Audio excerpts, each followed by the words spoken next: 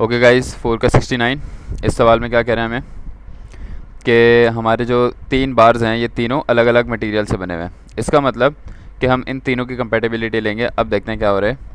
ये कह रहे हैं determine the force exerted on the rigid supports when the temperature becomes 18। देखो हमारा टेम्परेचर कहाँ से जा रहा है, हमारा टेम्परेचर 12 से 18 जा रहा है, सही है।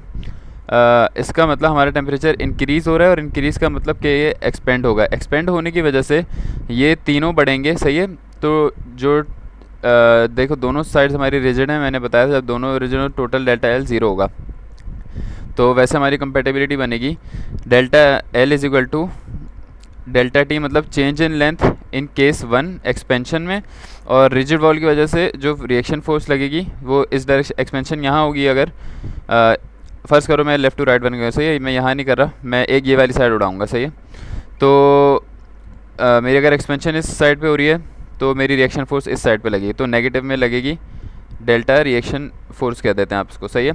डेल्टा टी का फार्मूला क्या होता है, डेल्टा टी का मतलब अगर थर्मल एक्सपेंशन का चेंज इन थर्मल एक्सपेंशन का, ये वो वाला डेल्टा नहीं है T two minus T one, ये थर्मल एक्सपेंशन के चेंज का है। इसका फार्मूला होता है अल्फ़ा डेल्टा टी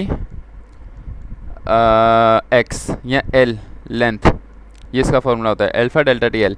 और कंपेटिबिलिटी का क्या होता है, delta F is equal to F L upon A E. तो अब हम ये देखेंगे कि एक्सपेंशन की वजह से ये तीनों चीज़ें इलोंगेट होंगी, ये तीनों चीज़ें एक्सपेंड होंगी। तो हम इन तीनों चीज़ों का ये लिख दिया मैंने अल्फ़ा, सही है, ये मेरे पास आ गया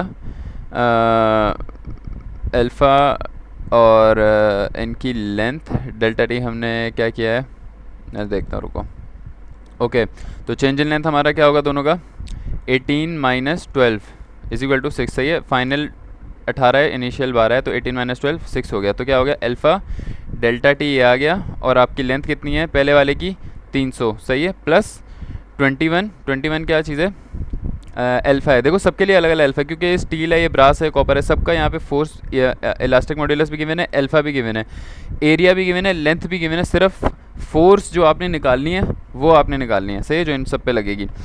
तो सही है। फिर दूसरी वाली बॉडी के लिए देखेंगे, जब ये एक्सपेंड होगी तो इसका अल्फ़ा ये रहा, डेल्टा टी सबका सेम रहेगा, और इसकी लेंथ कितनी है 200, यहाँ पे लिखी हुई है। तीसरे वाले का अल्फ़ा ये रहा 17, अल्फ़ा 17 लिख दिया, डेल्टा टी हमारा 6 है, और इसकी लेंथ है 100, ये हमने 100 लिख दी, सही है। ये हमारा केस 1 हो गया क्या कंप्लीट। अब इसी में हम माइनस करके लिखें केस 2 माइनस केस 2, और वो लिखा हुआ है ये नीचे, सही है, एक ही लाइन है, ये जगह की वजह से कम की हुई है।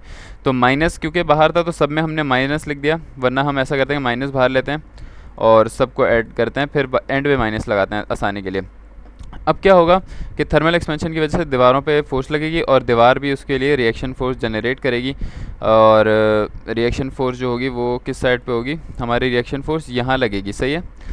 अब इस रिएक्शन फोर्स की वजह से तीनों चीज़ें कंप्रेस होंगी, सही है, बॉडी 1, बॉडी 2 और बॉडी 3, तीनों में इफेक्ट आएगा। तो जब मैं कंपेटिबिलिटी लिखूँगा, मेरा जो ये डेल्टा होगा, डेल्टा एफ, वो बराबर होगा डेल्टा एफ 1 के लिए plus delta F 2 plus delta F 3, क्योंकि हमारी तीनों बॉडीज़ चेंज होगी ना, ये तीनों बॉडीज़। तो ये आ गया मेरा डेल्टा एफ 1 के लिए, ये एफ 2, ये एफ 3, सही है।